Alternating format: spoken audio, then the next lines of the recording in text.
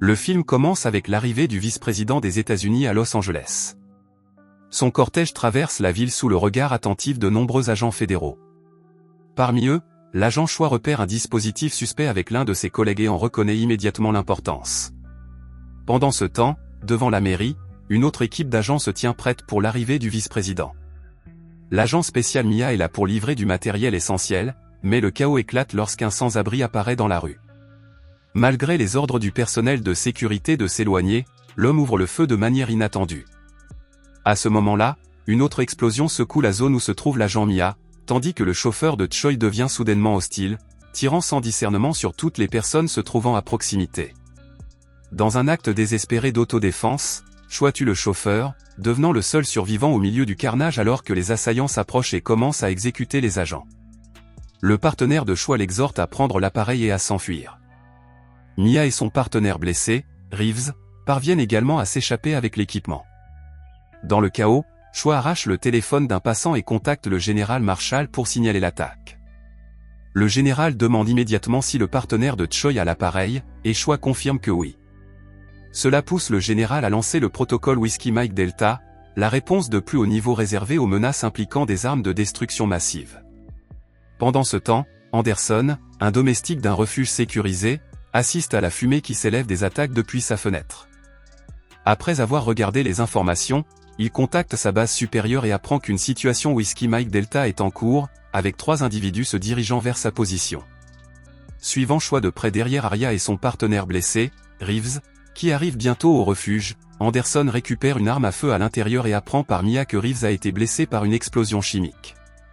Alors que Mia s'occupe de Reeves avec les médicaments pris dans le réfrigérateur, un signal sonore inattendu provenant du portail les interrompt. Perplexe, car il n'attendait que 3 invités, Anderson hésite, mais finit par ouvrir la porte à un autre homme qui possède le code d'autorisation correct. Cependant, cet homme est rapidement suivi par Sorlow, de la sécurité nationale, qui pointe son arme sur toutes les personnes présentes dans la pièce, méfiant après les récents épisodes de violence. À ce moment-là, l'agent Alton entre et pointe son arme sur Sorlow, lui ordonnant de baisser son arme. Sorlow interroge Alton sur la présence d'une arme au sein de la sécurité nationale, poussant les 2 hommes à baisser leurs armes et à échanger leurs pièces d'identité. Mia se présente tandis que Alton révèle qu'il connaît Choi et reconnaît son lien avec l'équipe du vice-président. La tension dans la pièce reste palpable alors qu'ils font face ensemble à cette situation précaire. Choi déclare avec insistance « J'ai besoin immédiatement d'une ligne téléphonique sécurisée ». Anderson la lui fournit rapidement, mais Choi insiste pour parler en privé. Il contacte le général Marshall pour demander des informations sur le vice-président, qui est alors en vol. Choi informe Marshall de l'arrivée des autres agents au refuge. En réponse, Marshall l'avertit « Ne révélez rien de ce que vous possédez ». Il était évident que 3 détenaient quelque chose d'immensément puissant. À ce moment-là, les lumières du refuge s'éteignent soudainement, les plongeant dans l'obscurité. Ils étaient piégés à l'intérieur avec seulement quelques lumières de secours et des équipements fonctionnant grâce à des batteries de secours. Leurs signaux de communication avaient également été perturbés. Il semblait qu'ils étaient eux-mêmes devenus la cible. Alton rompit le silence en déclarant « Oui, ils soupçonnent l'un d'entre nous d'être l'ennemi ». Le commandement avait retracé le signal du détonateur des attaques du jour jusqu'à cet endroit, ce qui les amenait à croire que l'un d'entre eux était l'auteur des attentats. Ils resteraient confinés jusqu'à ce que le véritable coupable se rende. Pendant ce temps, à l'extérieur, Los Angeles était plongé dans le chaos, la police et les démineurs étant déployés dans toute la ville. À l'intérieur du refuge, Mia et Reeves discutèrent du fait que l'attaque était clairement un coup calculé contre eux. Reeves exhorta Mia à révéler leur dispositif aux autres. En conséquence, Mia révéla son rôle de développeur au sein de la division des projets spéciaux du ministère de la Défense et expliqua que Reeves était son collaborateur dans les services secrets. Ils avaient travaillé pendant 9 mois sur une mission hautement confidentielle, qui devait être remise au vice-président ce jour-là. Le dispositif était protégé de manière unique et ne pouvait être déverrouillé que par les données biométriques de Mia, en particulier ses yeux. La mission du jour consistait à le connecter à la signature rétinienne du vice-président. Malgré les questions pressantes de Soral, Mia s'abstint de révéler les capacités spécifiques de l'appareil. Puis, sans prévenir, le chaos éclata. Un groupe d'hommes armés fit irruption par les fenêtres, déclenchant une rafale de coups de feu qui rompit le silence tendu. Mia et Reeves se précipitèrent depuis les étages supérieurs au moment même où l'attaque commençait. Alors que la bataille faisait rage, le tir de Alton a fait tomber l'un des assaillants. Mais quelques secondes plus tard, à la grande horreur de tous, cet assaillant a explosé dans une violente détonation. Dans un combat désespéré, un autre assailant a tiré sur Reeves, le tuant sur le coup. Poussé par l'adrénaline et la colère, Choi a attrapé le tireur et l'a jeté hors du bâtiment, mais l'agresseur a explosé au moment de l'impact avec le sol. Il est devenu évident que ces bombes étaient synchronisées avec leur rythme cardiaque. L'explosion a dévasté la salle de surveillance, la réduisant en ruine. Accablée par la douleur, Mia ne pouvait accepter la mort de Reeves. À l'extérieur, la ville de Los Angeles était en ébullition, le gouverneur avait ordonné l'évacuation et déclaré la loi martiale. À l'intérieur du refuge, l'un des assaillants était indemne. Le mécanisme de déclenchement avait été compromis par une balle.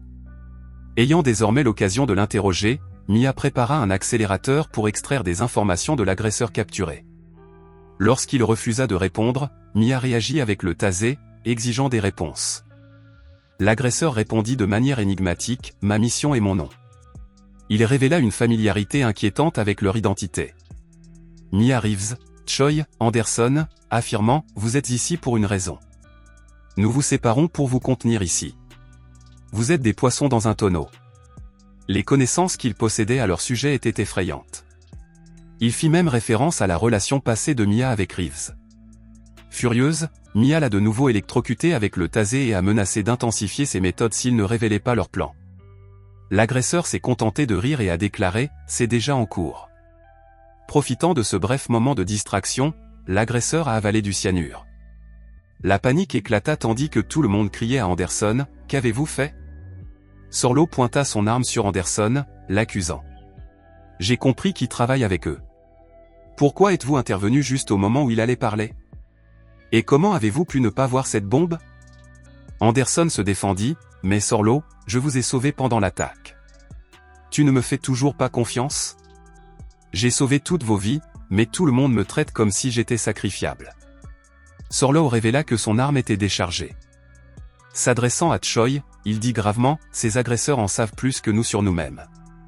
Il est temps que tu dises à tout le monde ce à quoi nous sommes réellement confrontés. » Choi acquiesça et révéla qu'il y avait 2 mallettes nucléaires actives sur la planète, avec un accès direct à l'arsenal nucléaire américain. L'une était en possession du président et l'autre du vice-président, qui était actuellement en possession de Choi. Cependant, des codes dorés étaient nécessaires pour l'activer. Dans un moment de lucidité, Mia révéla que son appareil pouvait générer ces codes dorés. Cette révélation suggérait qu'après l'échec de leur attaque initiale, les agresseurs avaient délibérément orchestré leur entrée ici. Tout cela était un coup calculé. Soudain, des signaux sonores commencèrent à retentir depuis la porte du refuge. Les assaillants ont fait irruption et sont entrés. Une fusillade a éclaté entre tous. Sorlo a été gravement blessé. Sorlo a alors libéré Anderson. Mais au lieu d'aider Soralo, Anderson l'a abattu. Puis, un homme qui avait agressé la gouvernante depuis l'extérieur est apparu sur l'écran de Mia. Mais Anderson tira également sur Alton. Il dit à Choi que tout serait plus facile s'il était mort et le poignarda à la poitrine. Il prit son appareil et dit à Anderson qu'il avait gardé Mia en vie uniquement pour qu'elle puisse déverrouiller son décodeur. Alors que Alton gisait mourant, il lui demanda « Sais-tu au moins combien de personnes tu as tuées aujourd'hui ?» Anderson répondit « Tu crois que ce pays sans souci ?»